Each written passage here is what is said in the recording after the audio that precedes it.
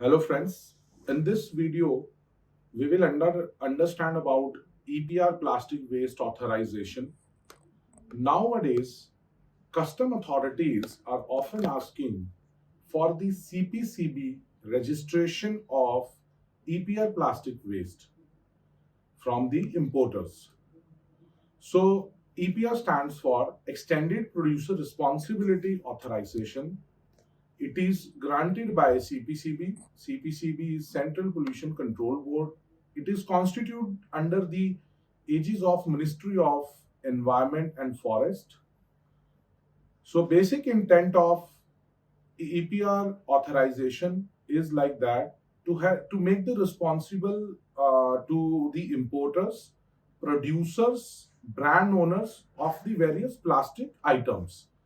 So in this video going ahead, we will learn about a different kind of plastics which are covered under the plastic waste authorization, like single-use plastic. Nowadays, we are hearing a lot about the banning of single-use plastic by the government.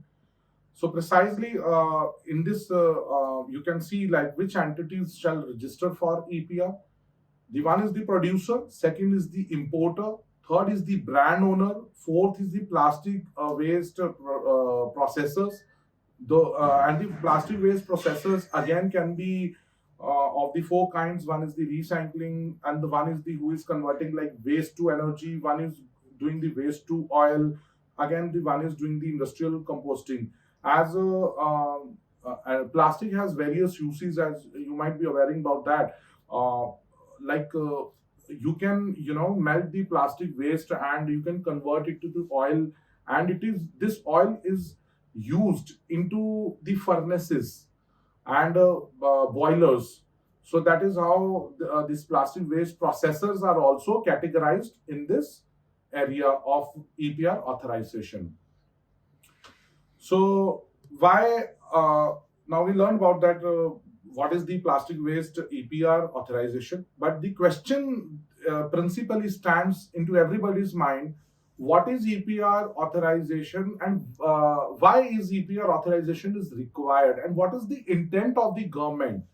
What government exactly wants from the industry, from the importers or the producers? So basic intent is that government wants to know that which person is producing or importing how much quantity of the plastic. And to ensure this, the government has inducted a legal procedure of registering yourself with the government, so that government can keep track record of such people, those who are importing plastic or those who are producing plastic or those who are involved into recycling of plastic items. So since this EPR authorization is basically a kind of an authorization by the government, so therefore when you get any kind of an authorization, you have to fulfill certain criteria. So the government has made a rule of target. For example, if you are importing a certain quantity of an plastic items, let's say it's a 10 tons of plastic items you are annually importing. So the government has, under the plastic waste management rules, plastic waste management rules has fixed certain criteria that a specific amount of plastic you have to recycle, you have to get back from the market and get it recycled. So this kind of an responsibility in terms of target, the government wants to cast on the shoulders of the importers, manufacturers of the plastic waste. So again, by casting this responsibility, the government intends to minimize the environmental damage. So now we will learn about the different kind of categories of plastics. So this question is very often and common. Many people ask me that we are importing a certain goods, certain metallic goods, for example, utensils, but those goods covered are covered by some a plastic bags, a cellophane kind of an covering. So the government has given a very vivid clarification, very explicit. So they have given a category one, that is rigid plastic packaging, like the FMCG, home cleaner bottles, etc., and many other kind of containers like cosmetics, etc., which we use in our daily life. Category two, under this category 2, it is very much visible that it is relatable with the flexible plastic packaging, which covers, I think, almost every kind of an packaging material. Category 3 is again a very common usage. In this use case, the FMCG products are often seen which are packed in multi-layered plastic packaging. So under category 3, such kind of an in dealers industry are covered here. Under the plastic category 4, plastic sheets or like use packaging as well as carry bags made of compostable plastics are covered here. So the one question certainly be coming in your mind, that what documents are required to obtain the plastic waste EPRA. So a very basic documents like a GST certificate, IEC code, KYC of the promoters of the company, and apart from these basic documents, many other kind of technical details of exact technical specification along with the quantity of the plastic you will be producing or importing. So whatever the case is possible, so you need to furnish to the government under the prescribed application form.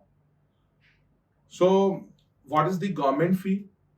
Government fee is decided according to the quantity of plastic you will be importing or producing or recycling per annum.